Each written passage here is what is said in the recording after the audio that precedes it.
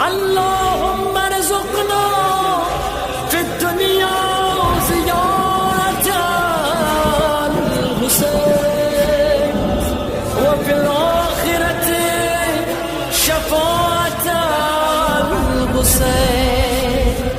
اللهم اكتبنا من زوار الحسين واجعلنا من الباكين في عزاء الحسين.